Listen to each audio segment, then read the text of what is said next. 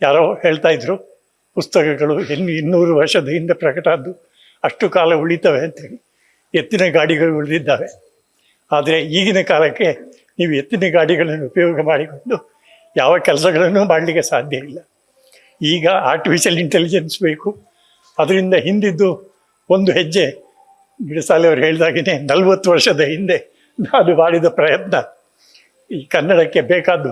ಅದರಿಂದ ನನಗೇನು ಉಪಯೋಗ ಆಗಲಿಲ್ಲ, ಅದು ಬೇರೆ ಕತೆ. ನಾನು ಕೋಟದ ಊರಿನಿಂದ, ದಕ್ಷಿಣ ಕನ್ನಡದಿಂದ ಬಂದವರು. ಒಂದು ಮಾತು ಹೇಳಬೇಕು, ಶಿವರಾಮ ಕಾರಂತರಂಥವರು ತಾನೇ ಬರಹಗಾರ, ಮುದ್ರಕ ಮತ್ತು ಪ್ರಕಾಶಕ ಆಗಿದ್ದವರು. ಹರ್ಷ ಮುದ್ರಣ ಪ್ರಕಾಶನ ಶುರು ಮಾಡಿ ಬೇಕಾದಷ್ಟು ಸೋಲು ಅನುಭವಿಸಿ ಅದರೊಟ್ಟಿಗೆ ಯಾರದೋ ಸಹಾಯದಿಂದ ಬದುಕಲಿಕ್ಕೆ ಸಾಧ್ಯ ಆಯಿತು ಅವ್ರನ್ನ. ಅದು ಮಾಡಿದ ಕೂಡಲೇ ನಾನು ನಿಶ್ಚಯ ಮಾಡಿದೆ, ಏನೇ ಆಗಲಿ ಮುದ್ರಣ ಯಾಕೆ ಅವರು ಫೇಲ್ ಆದರು, ಯಾಕೆ ಅವರು ಮುಂದೆ ಬರಲಿಕ್ಕೆ ಸಾಧ್ಯ ಆಗಲಿಲ್ಲ ಅಂತ ನೀವು ಆಲೋಚನೆ ಮಾಡಿದರೆ, ಒಂದು ಆ 3 ಕೆಲಸಗಳನ್ನು ಮಾಡುವಷ್ಟು ಸಾಧ್ಯತೆ ಅವರಲ್ಲಿ ಇರಲಿಲ್ಲ.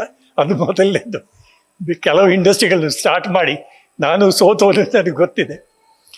ಟೆಕ್ನಾಲಜಿ ಅಥವಾ ತಂತ್ರಜ್ಞಾನದ ಉಪಯೋಗ ಏನು, ಇದು ನಿಜವಾಗಿ ಯಾವುದು ಇದೆಯೋ ಅದನ್ನೇ ಹೆಚ್ಚು ಸುಧಾರಿಸಿ ಸುಲಭದಲ್ಲಿ ಮಾಡಲಿಕ್ಕೆ ಮಾಡುವಂಥ ಅನುಕೂಲಗಳು. ಯಾರೋ ಹೇಳ್ತಾ ಇದ್ರು, ಪುಸ್ತಕಗಳು 200 ವರ್ಷದ ಹಿಂದೆ ಪ್ರಕಟ ಆದ್ದು ಅಷ್ಟು ಕಾಲ ಉಳಿತವೆ ಅಂತೇಳಿ. ಎತ್ತಿನ ಗಾಡಿಗಳು ಉಳಿದಿದ್ದಾವೆ. ಆದರೆ ಈಗಿನ ಕಾಲಕ್ಕೆ ನೀವು ಎತ್ತಿನ ಗಾಡಿಗಳನ್ನು ಉಪಯೋಗ ಮಾಡಿಕೊಂಡು ಯಾವ ಕೆಲಸಗಳನ್ನು ಮಾಡಲಿಕ್ಕೆ ಸಾಧ್ಯ ಇಲ್ಲ. ಈಗ ಆರ್ಟಿಫಿಷಿಯಲ್ ಇಂಟೆಲಿಜೆನ್ಸ್ ಬೇಕು. ಅದರಿಂದ ಹಿಂದಿದ್ದು ಒಂದು ಹೆಜ್ಜೆ ಗಿಡಸಾಲೆ ಅವರು ಹೇಳಿದಾಗೇ 40 ವರ್ಷದ ಹಿಂದೆ ನಾನು ಮಾಡಿದ ಪ್ರಯತ್ನ ಈ ಕನ್ನಡಕ್ಕೆ ಬೇಕಾದ್ದು. ಅದರಿಂದ ನನಗೇನು ಉಪಯೋಗ ಆಗಲಿಲ್ಲ, ಅದು ಬೇರೆ ಕತೆ. ಆದರೆ ಇಷ್ಟೊಂದು ಒಂದು ವಿಶೇಷ ಹೇಳಬೇಕಾದ್ದು ನಾನು ಇಷ್ಟೇ. ಒಂದು, ಕನ್ನಡದ ಒಟ್ಟಿಗೆ ಎಲ್ಲ ಭಾಷೆಗಳನ್ನು ಗೌರವಿಸುವ, ಎಲ್ಲವುಗಳಿಗೂ ಒಂದು ಯೋಗ್ಯತೆ ಇದೆ. ಒಂದರಿಂದ ಒಂದು ಭಾಷೆಗೆ ಭಾಷಾಂತರ ಯಾಂತ್ರಿಕವಾಗಿ ಆಗಲಿಕ್ಕೆ ಸಾಧ್ಯ ಇದ್ದರೆ ಏನೋ ದೊಡ್ಡ ಉಪಕಾರಗಳು ಸಾಧ್ಯ ಇದೆ. ಪ್ರತಿ ಭಾಷೆಗೂ ಶಬ್ದಗಳ ಒಂದು ಉಪಯೋಗದಲ್ಲಿ ಒಂದು ಜಾಯಮಾನ ಇದೆ. ಅದನ್ನು ಉಳಿಸಿಕೊಂಡದು ಮಾಡಲಿಕ್ಕೆ ಸಾಧ್ಯ ಇದ್ದರೆ ಅದು ನಿಜವಾದ ಭಾಷಾಂತರ ಆಗುತ್ತೆ. ಮನುಷ್ಯನಿಗೆ ಹತ್ತಿರವಾಗಿರುವಂಥ ಭಾಷಾಂತರಗಳನ್ನು, ಮನುಷ್ಯರ ವಿದ್ವಾಂಸರ ಭಾಷಾಂತರಗಳಿಗಂತೂ ಒಳ್ಳೆಯ ಭಾಷಾಂತರಗಳನ್ನು ಮಾಡಲಿಕ್ಕೆ ಸಾಧ್ಯ ಇದೆ. ಇದಕ್ಕೆ ಏನೇನು ಮಾಡಬೇಕು ಅನ್ನೋದನ್ನು ಬಹುಶಃ ಆರ್ಟಿಫಿಷಿಯಲ್ ಇಂಟೆಲಿಜೆನ್ಸ್ ಇವತ್ತಲ್ಲ ನಾಳೆ ನಮಗೆ ಕಲಿಸ್ತದೆ.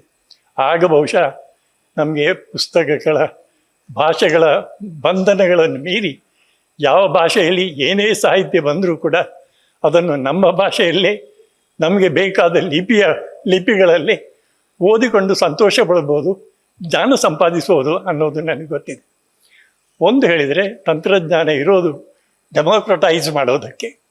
ಡೆಮೋಕ್ರಟೈಸೇಷನ್ನಿಗೆ ಅನ್ನೋದು ಏನು ಸ್ವರ ಅಂತ ಶಬ್ದ ಅಂತ ನನಗೆ ಗೊತ್ತಿಲ್ಲ ಕನ್ನಡದ್ದು.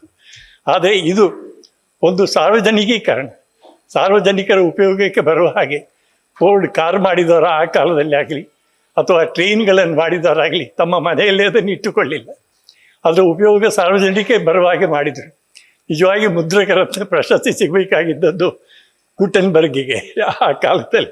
ಆದರೆ ಗುಟೆನ್ಬರ್ಗನ್ನು ಈಗ ನಾವು ಫಾಲೋ ಮಾಡಿದರೆ ಎಲ್ಲೂ ಮುಟ್ಲಿಕ್ಕೂ ಸಾಧ್ಯ ಇಲ್ಲ, ಎಲ್ಲಿಗೂ ಮುಂದೆ ಹೋಗಲಿಕ್ಕೂ ಸಾಧ್ಯ ಇಲ್ಲ. ಗಿಡಸಾಲೆ ಅವರಿಗೆ ಗೊತ್ತು, 50 ವರ್ಷದ ಹಿಂದೆ ಲೈನೋಟೈಪ್ ಆಪರೇಟರಿಗೆ ಚಹಾ ಕೊಡ್ಲಿಕ್ಕೆ ಒಬ್ಬ ಮನುಷ್ಯ ಇರ್ತಾ ಇದ್ದ. ಅವರು ಬರೀ ಆಪರೇಟ್ ಮಾಡೋರು. ಏನು ಗತ್ತು ಆ ಕಾಲದಲ್ಲಿ ಅವ್ರದ್ದು. ಅದನ್ನು ಎಲ್ಲ ಆ ರೀತಿಯ ಸಾರ್ವಭೌಮತ್ವವನ್ನು ತಪ್ಪಿಸಿ ಜನಸಾಮಾನ್ಯರಿಗೂ ಅದು ಸಾಧ್ಯ ಆಗುವ ಹಾಗೆ ಮಾಡಿ, ಈಗಂತೂ ಶಬ್ದಗಳನ್ನೇ ಮಾತನಾಡಿ ಅದನ್ನೇ ಭಾಷಾ ಅಕ್ಷರ ರೂಪಕ್ಕೆ ಬಳಸುವಂಥ ಎಲ್ಲ ಸಾಧ್ಯತೆಗಳನ್ನು ಆದಷ್ಟು ಕಡಿಮೆ ಸಾಧ್ಯಷ್ಟು ಅದು ಮಾಡ್ತಾ ಇದ್ದೇವೆ. ಕಡಿಮೆ ತಪ್ಪುಗಳನ್ನು ಮಾಡುವಂಥದ್ದು ಮಾಡ್ತಾ ಇದ್ದೇವೆ. ಈಗಲೂ ಕೂಡ ಒಂದು ಪ್ರೂಫ್ ರೀಡಿಂಗ್ ಅಥವಾ ಒಂದು ತಪ್ಪು ಹೇಗೆ ಇರ್ಬೋದು ಅಂತ ಹೇಳುವಂಥದ್ದನ್ನು ಒರಗಿಸಿಕೊಳ್ಳುವಂಥ ಅಥವಾ ಗೊತ್ತು ಮಾಡಿಕೊಳ್ಳುವಂಥ ಸಮಸ್ಯೆಗಳನ್ನು ಈಗ ಪ್ರಯತ್ನ ಮಾಡ್ತಾ ಇದ್ದೇವೆ. ಇದರಲ್ಲಿ ಎಲ್ಲ ನಿಮ್ಮ ಸಾರ್ವಜನಿಕರ, ಕನ್ನಡದವರು ಮಾತ್ರ ಅಲ್ಲ, ಎಲ್ಲ ಜನಗಳದ್ದು ಸಹಾಯ, ಆಶೀರ್ವಾದ ನಮ್ಮ ಮೇಲೆ ಇರಲಿ ಅಂತ ಹೇಳಿ ನನ್ನ 2 ಮಾತು ಮುಗಿಸ್ತೇನೆ. ನಮಸ್ಕಾರ.